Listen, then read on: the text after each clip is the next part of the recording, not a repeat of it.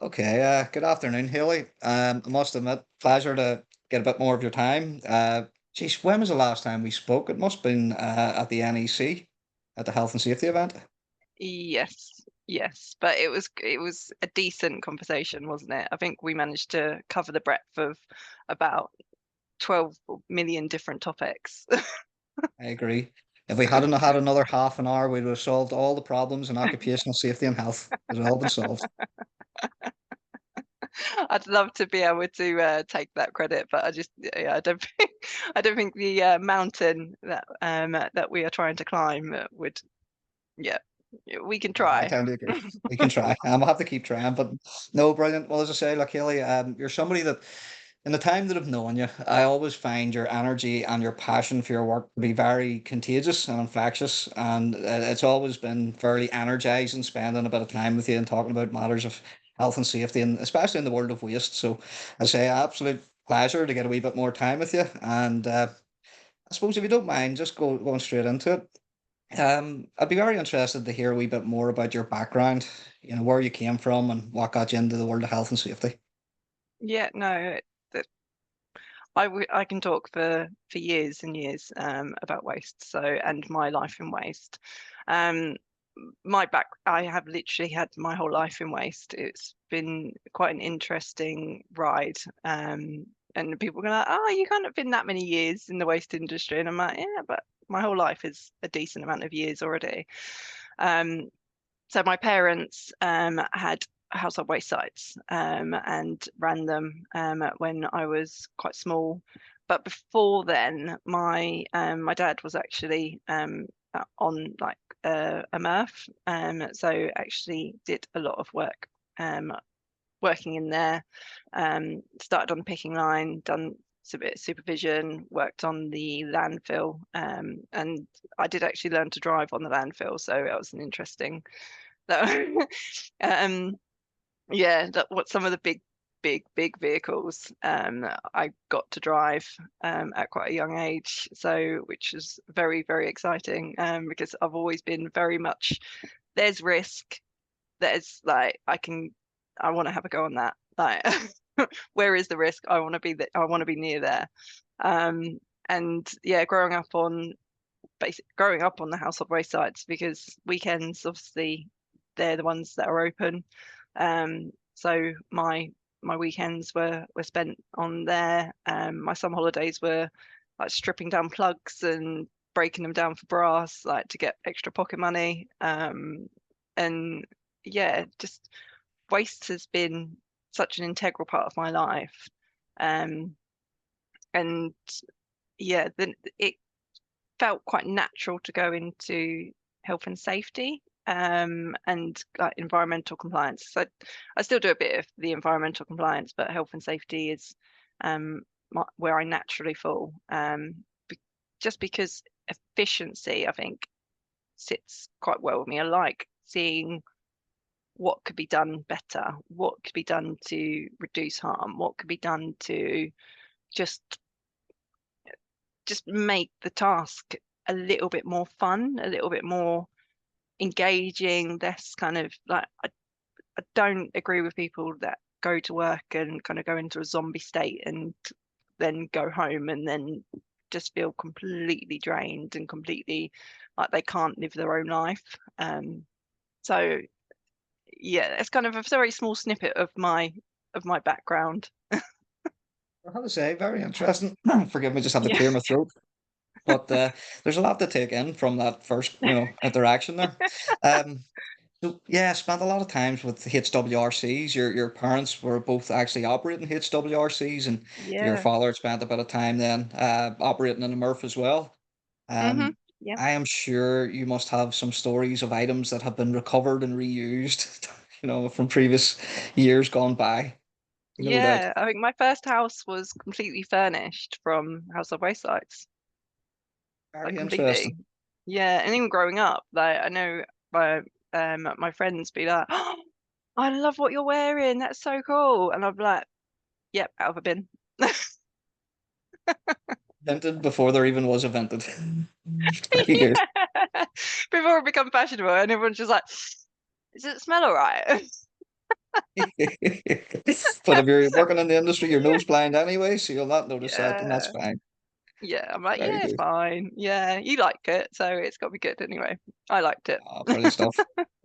And there's another comment you made there, and I have to admit that that one really rings true for myself. The comment about wanting to be near where the risk is, wanting to be close to the risk. I fully appreciate that. And in fairness, it's actually a word nearly taken out of my own mouth. It's something that I always feel or perceive myself. I want to go where the danger is. I want to go where the danger is, and want to work to minimize and reduce the risk in these dangerous areas. So very, very interesting. Coming at it from a very similar direction. Um, Yeah, I think waste is that game, isn't it? It's like we seem to I don't know, there's some companies that kind of have this thought that they've kind of managed the risk. And you're like, uh, like even the best companies, you go from one site to another and it's completely different level of risk per site. And it's you have to make sure you engage with the people that are running those facilities that are and that have the influence over the work on that facility. Because if you lose them, you've completely lost the safety on that site. And this is where some of the bigger businesses just really don't understand it. They kind of go, "Oh, we've got this fantastic system in place," and the data that's coming back and the incidents that are going down, and it's like, but who's actually going and observing? Who's going and actually do they know what they're looking at? Because half the time they don't. it's very interesting. Forgive me jumping in, Haley, what you've just brought up there. It's something that's on my mind recently too, about the profession. I'm perceiving that some of us are spending too much time with digital based management systems and KPIs and thinking we're actually making a difference when the reality is we're actually not. If we go out on the ground, I mean, I've been in companies recently where they're saying, "Oh no, there's no accidents and there's no near misses." You go out and you speak to the workers, and they're telling you a different story. They're just not getting recorded. They're not being reported for whatever Yeah. reason. And I completely agree. From my understanding and my rudimentary understanding, it's being out and speaking to the people. What was the comment that you'd made? Because it's so appropriate. Those that are those that have the ability to influence how work is being done. It's not always the managers. A lot of the times it's key operators, Mm. and managers in their office are not aware of what's actually being, done by the operators or by those that supervise them. So it's fairly interesting. Yeah. It is.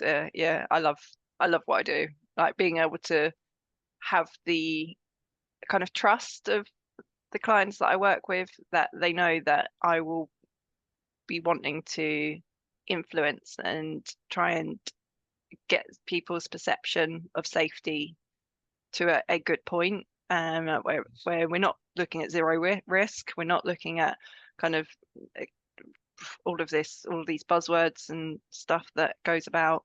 We're looking at, right, what is tangible, what is something that could be done, and what is something that we can kind of get in to make it safer now. Um, and then look at the longer term with kind of the managers and directors and the people that have got the ties of the purse strings and stuff. So yeah. No, I must admit, very much similar. Haley, I'm working off the same sort of principle, so very, very interesting. Forgive me. I suppose if I change tactic, what about your objectives? What are you working for? Or what are you trying to achieve? What is your mission statement, Haley? If you don't mind me asking. Oh, it's such a difficult one because I've always got lots of kind of different targets in my head. Um, Quite a lot of them are to do with obviously women in waste is a big one for me, making sure that we are making sure that women have got that someone to look at, someone to like. Where have you disappeared to, David? Forgive me. I was just hiding myself while I took a wee drink to try and clear my throat a bit, but you caught me off. Very good, Haley. Very good. I just I wasn't just making sure that no one had wiped you out. Uh, No, I just didn't want to have a big drink of a tin of Coke on screen there, but it's very well, good. yeah, it's fine. It's life, isn't it? It is. Um, yeah, having someone like because obviously when you can only be what you can see, can't you? There's that Yes. saying, isn't it? Um, so being that visible person of kind of saying, yes, my background has been in waste, and I have gone through different operations and different waste facilities and different positions within that, um, and kind of giving that, I don't know, just trying to be someone that people could go, actually, I want to do that. Yes. Because one of my health and safety colleagues, actually, that I still work with quite regularly, he influenced me massively when I was a teenager working on the waste facilities. And he came in and he was doing a health and safety inspection. And I was just like, I was just followed him around like a lap dog, just going, "Oh my God, what are you doing? Like, like, this is Yes. really cool. Like, oh, what are you looking at? Like, oh, that makes absolute sense. Why have we not done that?" Um, and he influenced me to take this route, and without seeing what he did and without seeing kind of actually how health and safety professionals can influence people and can change perception and actually um, deliver training that's fun and that's people are not going to kind of get bored to tears with. Um, that's, I think, kind of one of my mission statements, is kind of getting people to understand that it's not something to be afraid of. It's when people go, oh, we're not doing something because of health and safety. That uh, it's just like, what's the real reason? Because it's probably not health and safety. It's probably because management don't like that Yes. thing going ahead. So it's trying to get that positive influence within health and safety and being just kind of the person that I'd want to see if I was coming into the industry. Um, yeah, it's really hard though, because my teenager, uh, he I'm trying to get him to look at what work experience he wants to do. 'Cause he's coming Yes. to that age, and he's like, I don't want to do what you do because it looks boring. It's funny. I had the same conversation with our Jessica recently.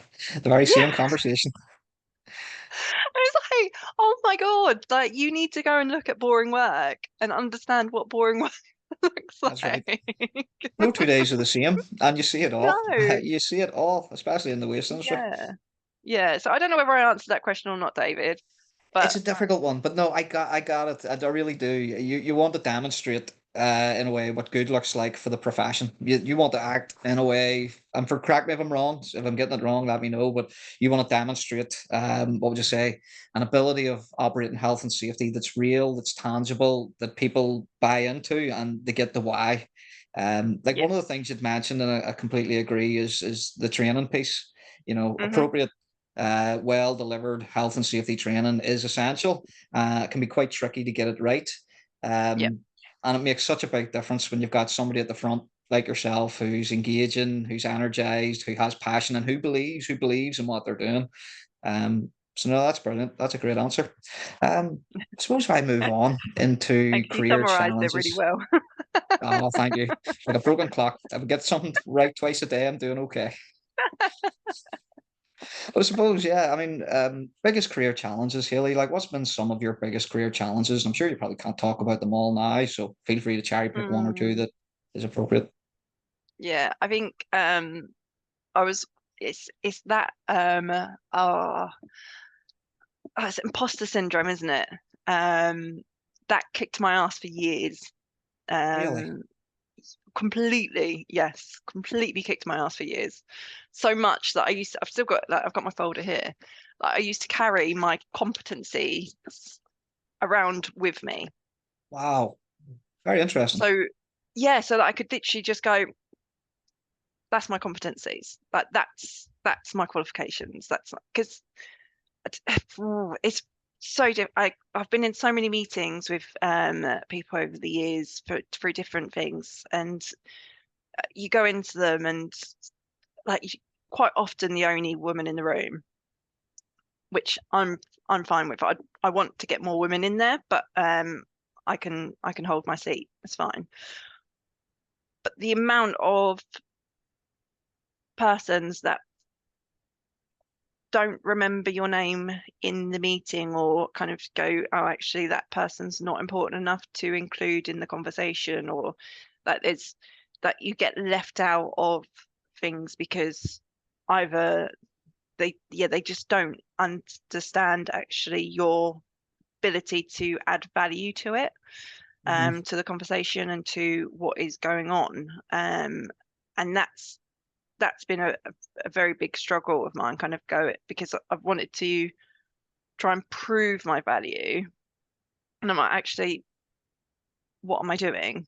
Like, I don't need to prove my value. If I've got something that I want to say, I will say it. Um, and if there's something that actually I don't agree with, I will say it. But it's taken me a long time to get to that point. Like, even kind of the apologizing, like my team know, for example, when I have any new team members in our team, and they'll be apologizing for something, and I'm like, what are you apologizing for? And they're, oh well, no, don't. You don't need to apologize because you're saying something. You don't need to apologize because you need time or you need to do this or whatever. It's a sometimes it's such an empty word because we are trying to, I don't know, apologize for something that actually we're accurate in what we're saying, and we're adding value to what we are, but it's that imposter syndrome is kind of telling us, this might not be a value, this might not be good enough, this might not be, actually we might have got this wrong. And it's, yeah, so it's, that's probably been as a simplified kind of challenge really, but it's been something that, like, you get, I know when I worked for FCC for a number of years, I'd got to a kind of trusted state. Like, the people knew who I was, like in my area. People knew that I was someone to be trusted if I said something, and there was no question of kind of competency, or no question of kind of that she knows what she's doing or doesn't, or any of that. And then I worked for a council, for local authority. That transition kicked my ass completely, because I went from a position of trust to a position where everything was questioned. Every kind of general comment that was said, that every email, every response to a customer was questioned, and it completely knocked my confidence. And if I probably hadn't had that time, I Mhm. imposter syndrome probably wouldn't have kicked my ass for so many years, because I think that was a big one. Um, I think it would have hit at some point in my kind of like late 20s, but that hit harder because I think because of that. Yeah. That's very, very interesting. Haley, I must admit, I never would have assumed or thought imposter syndrome for somebody like yourself. You know, No? you just no, you come across with such confidence. And I changed tag. I remember you actually telling me off for apologizing, because I'm one of Yeah. these people who apologize every time I I look always tell people sideways. off. I'm terrible for it. Oh, jeez, I nearly apologized to the dog that I haven't given him a snack quick enough. But jokes aside, the imposter syndrome, it's such a common thing. I hear about it so often, I hear about it all the Yeah. time. So I really appreciate you talking around it. Yeah. It hits in different ways. And sometimes you don't recognize that it is imposter syndrome, because I for many years went, what is that BS? Like what is that people are talking about? I have no idea.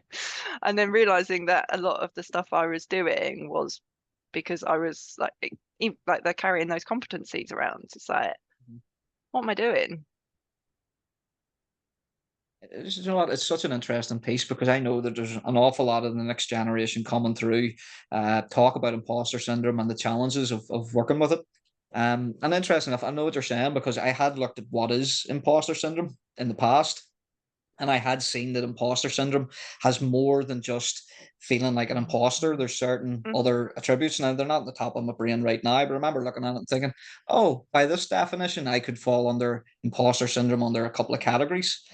I must admit, I do push back on it because, in my simple mind, I often feel or perceive that if we're walking the walk and we're talking the talk, for how long do you walk and talk the talk before eventually you look in the mirror and say, well, I guess I'm just living it, I'm doing it. Yeah, And I don't know if that's any yeah, useful advice to anybody else, and certainly not you at this stage, but um, it is an interesting piece.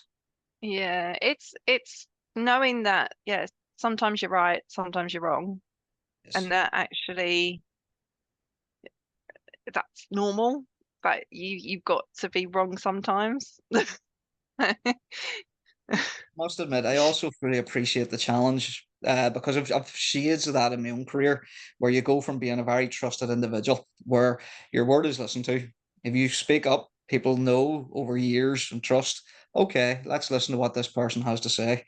They go on to then a new place, different place where you're not as well known, and whatever management team is already there, or whatever people are already have their ideas established. That it's Yeah. a little bit harder to have your voice heard around the room. So I do appreciate that. That is a pretty tricky one. Um, Yeah, I remember like literally being in tears some weeks because it was just it affected me so badly. Um, yeah, it's surprising. it's a terrible thing. It's yeah, it's insane. No, but well, I know when I was speaking to people before, even speaking to my team members about kind of experiences that I've had with managers, um, and they're like, "Oh my God, like I can't imagine you taking that. I can't imagine you putting up with some of that behavior." And I'm just like, well, because you don't recognize it sometimes. You don't recognize that toxicity and how much it's affecting you because you're in it. That's right. No, that's So, true. When you're living it and you're in the moment, you generally don't. It's only really when you reflect afterwards and you think back. hmm Do you know what? It's so important that whoever is in leadership positions, that the leaders are making sure that every voice is heard around the table, because yeah, some of the best opinions, some of the best ideas are generally coming from the less noisy people in the room. From the quieter voices are sitting there with a one in a million golden idea in their brain, and just there's no platform for it to be heard. And it's just so important that that platform is given for yeah, everyone.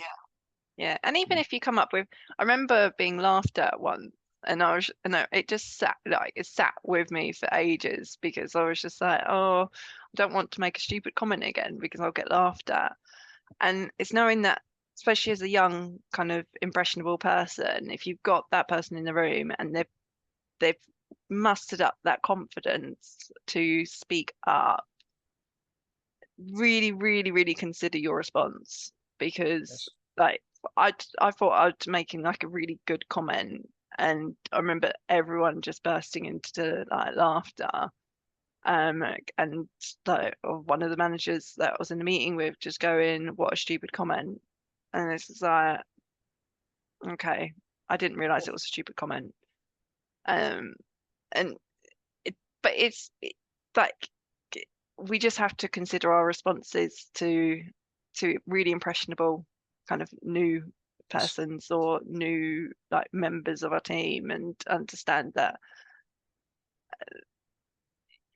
it's really really going to hit um their hearts or hit their confidence. That's So right. And I yeah, suppose, I guess you would agree, Haley, there is no such thing as a stupid question or a stupid comment. It just doesn't exist. no, no, no, there really isn't, and there's normally something behind it. There's normally a bit of depth to that comment of kind of, and it's normally finding where it's come from.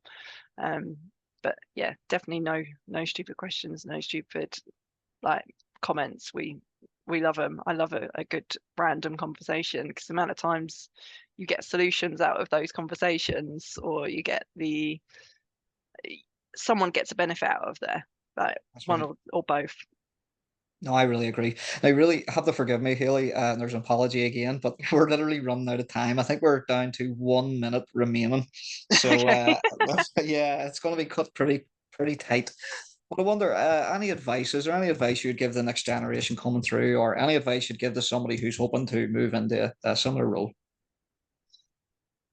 Oh, oh, don't be afraid to share all of your knowledge. Whatever you've learned, whatever is of value, whatever is interesting, and whatever you think, oh, that's cracking, that really works, share it. Don't hold it. Don't think that it's, oh, I might hold it and try and gain extra value from it. Sharing is the value. And yeah, that's the biggest thing that I've always said is, and I love talking to like exhibitors and stuff at like the RWM or ESS now, and kind of going, oh, have you considered this? Because that, I think that would be really useful in this scenario.